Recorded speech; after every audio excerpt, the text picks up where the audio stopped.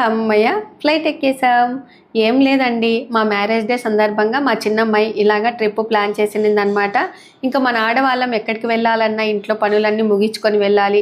ఆ తర్వాత బయలుదేరిన తర్వాత ఇంకా అన్ని ఆలోచనలు వస్తూ ఉంటాయి కదండి.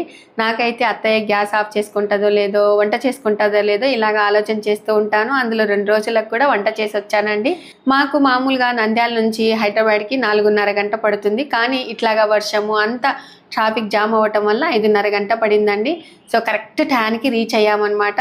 ఇంకా అక్కడ కొన్ని రెస్ట్రిక్షన్స్ ఉంటాయి కదండి, అలాగా చెక్ చేయించుకొని ఆ తర్వాత మాకు ఆకలి అవుతుందని చెప్పేసి ఇంకా మా పెద్దమ్మాయి ఇలాగా సమోసా తెచ్చి ఇచ్చిందండి. చక్కగా తినేసి ఆ తర్వాత లైన్లో నిలబడి ఫ్లైట్ ఎక్కేసామన్నమాట. ఎక్కిన తర్వాత నాకైతే చాలా బోర్ కొట్టిందండి.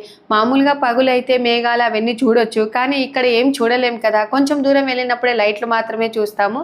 సో ఇలా బోరు కొట్టినప్పుడు చాలామంది ఏం చేస్తారంటే వీడియోస్ డౌన్లోడ్ చేసుకోవడము, సినిమాలు చూడడము, సీరియల్స్ చూడడము అలాగే చేస్తూ ఉంటారు. సో నాకు అవన్నీ తెలియదు కదండి. మీరు బోరు కొట్టినప్పుడు ఏం చేస్తారు? అలాగే మేము ట్రిప్ ఎక్కడికి వెళ్ళాము, అలాగే ఫుల్ వీడియో కావాలి అనుకుంటే యూట్యూబ్లో ఉంది, చెక్ చేయండి. బాయ్ అండి.